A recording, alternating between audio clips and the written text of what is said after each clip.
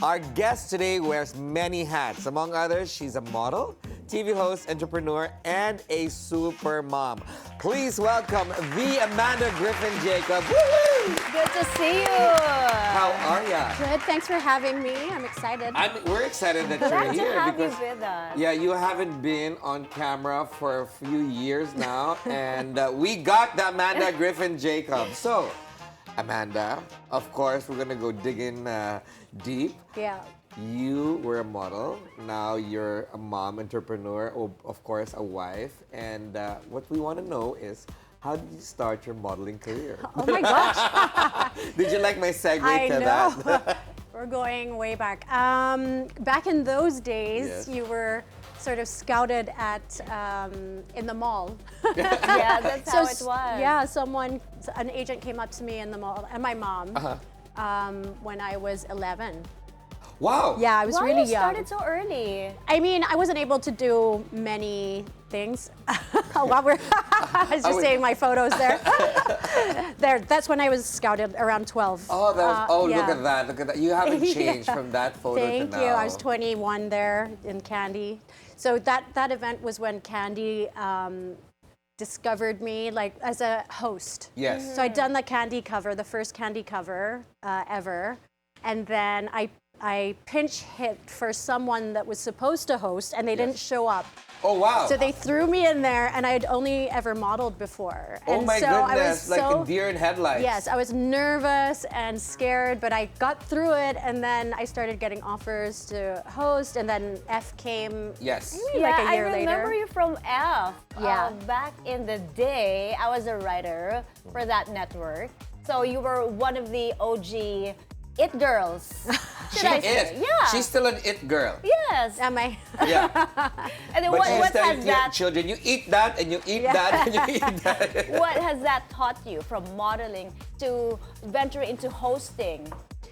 Well, I was always a very, very shy girl. So even the modeling was really difficult for me. And I guess I sort of just fell into it. It wasn't something that I really wanted to do. Yes. But my mother was, she was supportive. I think she felt it would get me out of my shyness. You know my mom. Yes. Shout out Auntie Sue. Yes. She is the complete opposite of me. Very sort of, what's the word? Extroverted. Yes. She knows how to live, her social life very well. Yes. But not a lot of people don't know that you are very shy. Yes. And that's very private, actually. You are one of those people that I know that really make sure that relationships matter and that family matters also. And you keep that like a mama hen. Yes. You know what I mean? You protect that with all your might. Tell me, so after modeling, of course, you let's go fast track now. You got married to David Jacob. Yes. And now you've got 4 beautiful children. And he has taken you through a roller coaster of residences from Hong Kong, Singapore, back into Manila. Yes. How is that working for you now? Well, my kids, it's the first time that they've actually lived here. So it was a transition for all of us. I hadn't been back to live for 17 years. Can you imagine? I'm also readjusting. Yeah. But I love it. There's no place like home. So it's nice for my kids to know their roots and get a taste of what it's like to live here. So you have spent 10 years, am I correct, in Singapore? Yes. Yes, and now the kids are here, but they've been used to traveling. Yes. Like a whole big bunch of you traveling over the years, right? So how has this all changed from the kids' perspective? How has it all changed and how they're also adjusting to their life now in Manila? Because they've been exposed to so many different cultures, especially in Singapore, I think the transition for them wasn't that difficult. It was me coming back here after living in Singapore, which is very different from Manila. Yes. It's all efficient. Everything's working. Everything works. Everything's fast. No floods? No floods. No traffic. So That's the one thing my son, my eldest son, who's 15, he said, "Mom, why is there so much traffic here, and why is the internet so slow?" But with that adjustment, Amanda, of course, you know, since you're back, and I'm sure you get a lot of offers. You know, could you want to go back on TV? Do you want to go back into magazine work? Are you you're shuddering? You know, I do things from time to time, especially when it's things that I believe in. Right. Who knows? You know, you never say never, but you know, it would depend on what was being offered. Yes, but you know, actually, even if Amanda's not on television or in magazines, not like before, she actually has a community that she created, which is Glam Mamas. Okay, so Glam Mamas has a very small following of just 50,000. 50,000 strong. And I'm sure you're gonna like this as a super mom yourself. Tell us about that. So when I was a first-time mom, I gave birth in 2010. I remember. I only had, I think, 2 friends that had kids. You know, the rest of my friends didn't, you know, they weren't anywhere close to having babies. So I would go to my 2 friends and just ask them everything, like help. I was so nervous. I think most first-time moms are. I had no idea what to do from the birthing process, pregnancy, breastfeeding. Like it was all just, I was so overwhelmed. And I thought, I wish there was a forum that I could go on to where I could ask all these questions, because my friends really helped me. Those 2 friends, they helped take out the anxiety for me, so I knew what to expect. Yes. And that's how Glam Mamas was really born. For sure, a support system. Did you go through that as well, Mai? Yes, as a first-time mom, a support system is crucial, and also there's so much information that, you know, all I did was research on. Yes. What's the best breast pump? And also, if you don't have enough milk, what do you do? What do you do when the child cries? I mean, you know. Well, and you know, I was there sort of waking up every 30 minutes to make sure that my baby was still breathing. Yeah, I know. Okay, as parents, the 3 of us, that is a real thing. Like, is my baby still alive? Yeah. You know what I mean? It's scary. You're And just also, you see a lot of, you read about a lot of horror stories on the internet also. And you have to, you know, cross-check what are the facts, what is myth. Yes, that's why I love Glam Mamas. They're a community that really supports one another, and over the years it's grown into what it is, but we still try and keep it a safe sanctuary and really vet who's coming in so that it's still a safe space. Right, so with 4 children, can you say that now I can give advice to new mamas or new mothers? Oh my God, no! I always say this. I'm no expert. Every time I think I have, you know, it going well, you get thrown a wrench by my eldest. Obviously, you're only as old in mother years as your eldest child. Right. So, but yes, you seem to have managed pretty well. I'd like to go back to Glam Mamas. So among the many mothers out there, what is their biggest concern these days? it's everything you've mentioned. It's, you know, and also they ask for marital advice. They ask for, it's not just about motherhood so much, although that's really the main topic. That's how safe and protected they feel. When they have no one else to turn to, they can turn to Glam Mamas. And so now, has it become more than Glam Mamas? Has it become a sisterhood? It's a sisterhood, for sure. I love that. Yeah. But also, from that experience, but way before that, you then went into a health journey. You became vegetarian, then vegan, and then you moved forward again with that because, of course, you wanted to be healthy. And then you started doing your yoga practice. Yeah. When you were in Singapore as well. And then no. Actually, because my health journey started before I got married. Okay. So that actually, the catalyst was my hot yoga. The first time I did hot yoga, I went to a Bikram session. The first time, when I was in my mid-20s, and then I didn't do it again. And then a few years later, when I was getting ready for my wedding, then I started doing hot yoga, and that really set me on the path for where I'm at now. Because at first it was the yoga, then when you start doing yoga, it leads you on all different paths, sort of nutrition and how you're living your life. Sanity. And how you, it's just the philosophy, everything. So would you say discovering yoga has been life-changing? It's life-changing. It's life-changing. That's why I'm always talking to people about it. I set up my yoga studios because I would love for people, especially women, mothers, to discover just the beauty of yoga and how it can transform your life. And how do you do that? How do you deal with that balance? Because obviously, with a family life, running your businesses, and is this helping you ground yourself and keep sane, basically? Yes, I could not keep my sanity if I wasn't able to get on the mat at least. I try to go at least once a day, but sometimes my schedule doesn't work out. But I want to say mostly, and I'm lucky that it's my business, so I'm going there. I'm also going to work. So with so many distractions these days, for someone like us, for example, give us a quick tip on how to quiet the mind. Well, that's why I love hot yoga. So it really, especially that discipline, it really quiets, because I have a monkey mind. So it really helps to quiet, because you can't think of anything else. You're in a hot room. You're doing all the poses, and it really helps to block out the noise. It's also why I like running. So running is also meditative for me. So if I can't go to yoga, I can just step out of my house and go running. So I love that. Look at her body. It looks like she hasn't given birth. It's really unfair. Yes. So it's running, it's yoga, and also meditation as well, right? It's all a combination of these things. Yes, and it's, I've been vegetarian for 18 years. I don't drink. I sleep early. Something I'm curious about.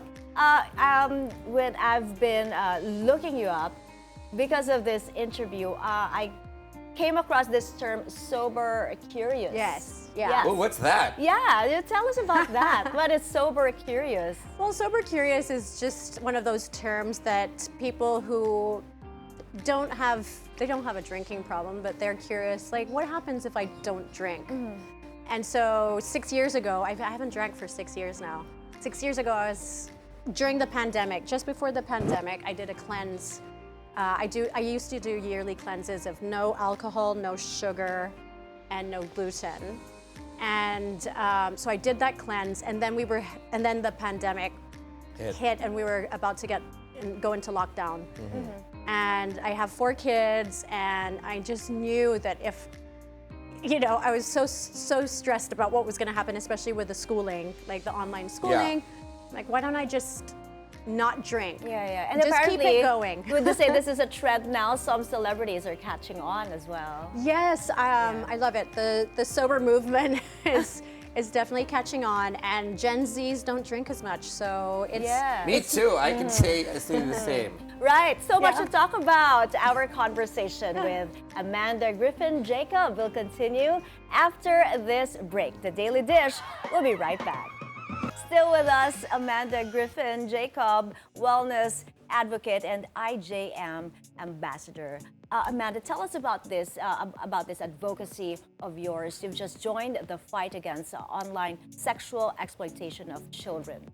Yeah, so I joined in 2019. I joined the International Justice Mission, the Philippine chapter, because we are the global supplier for OSAIC, which is the online sexual exploitation and abuse of children. So when I found out in Singapore about this industry, I was so shocked that no one in the Philippines is talking about it. The numbers are astounding. We Yeah. are Horrific. at the It's heart of it. I didn't know about it until you told me about it and you asked me to go to your event.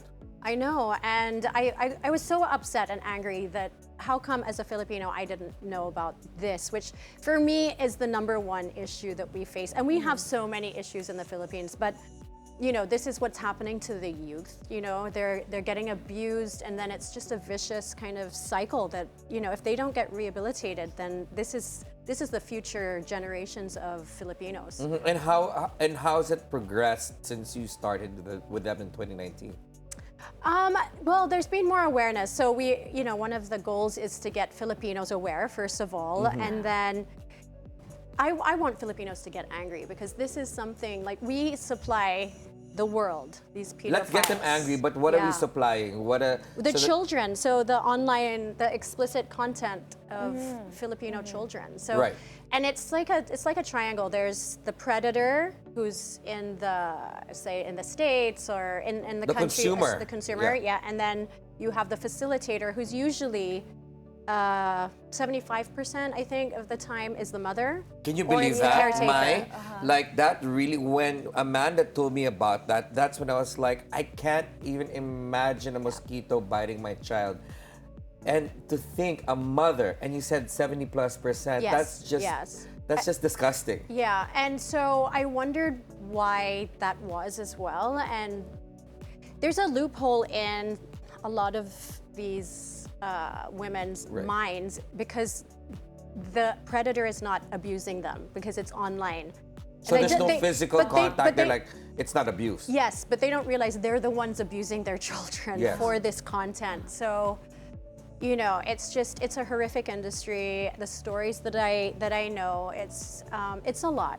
Would you know what is the Philippine government doing about it? Like in terms of the coordination with international agencies to crack down on this? Yeah, no, they're working hand in hand with agencies from abroad. And actually, since joining IJM, I've had a renewed faith in sort of the systems that are there, and there are really good people that are working hard to help try to eradicate this from and I've seen footage of your rescues, which is it's so heartwarming, because the child doesn't even know what's going on. Like, meaning to say, like, they think that's their reality, that's their normal day in and day out. They've also been programmed to this kind of life. How young are they, Amanda?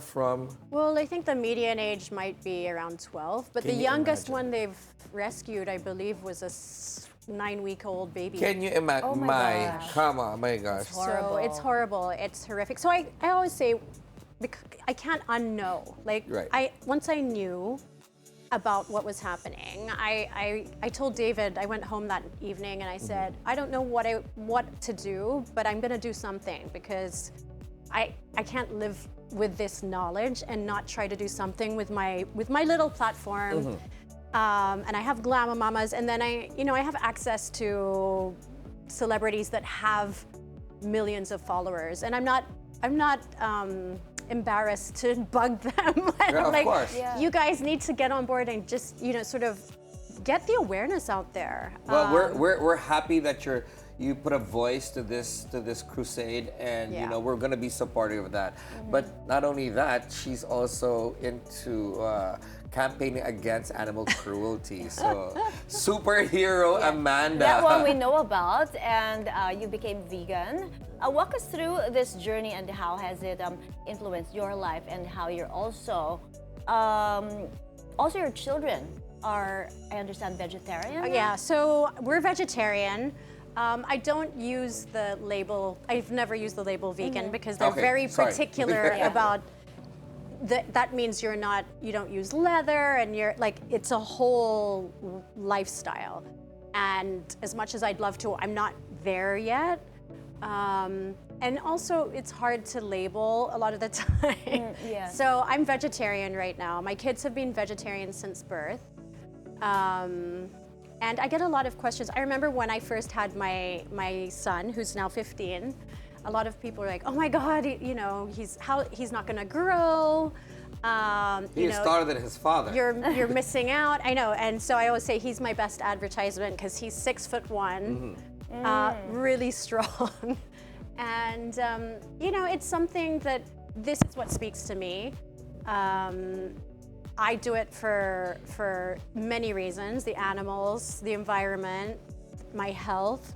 When my dad had cancer, I started really researching on a lot of things, and it's to each their own. Is it hard to be vegetarian in the Philippines? Yes, it is.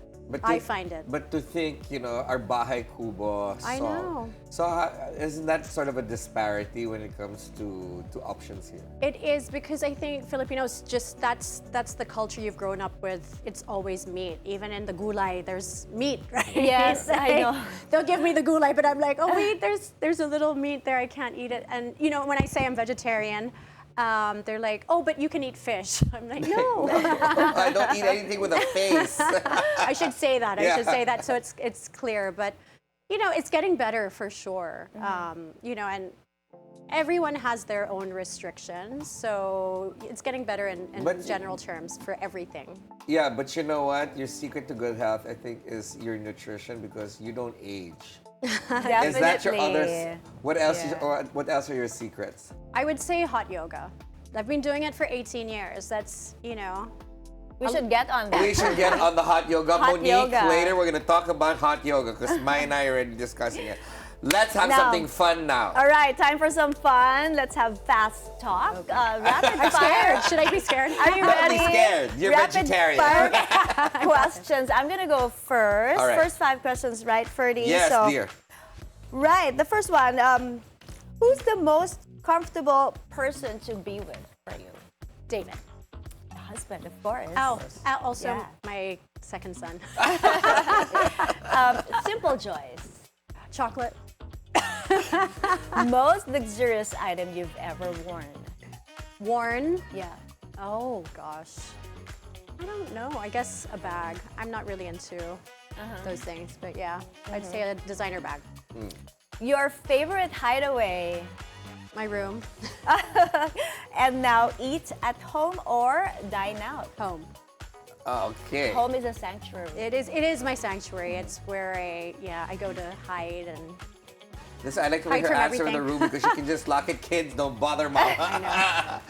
Go somewhere else. Right. My turn. Pet peeve.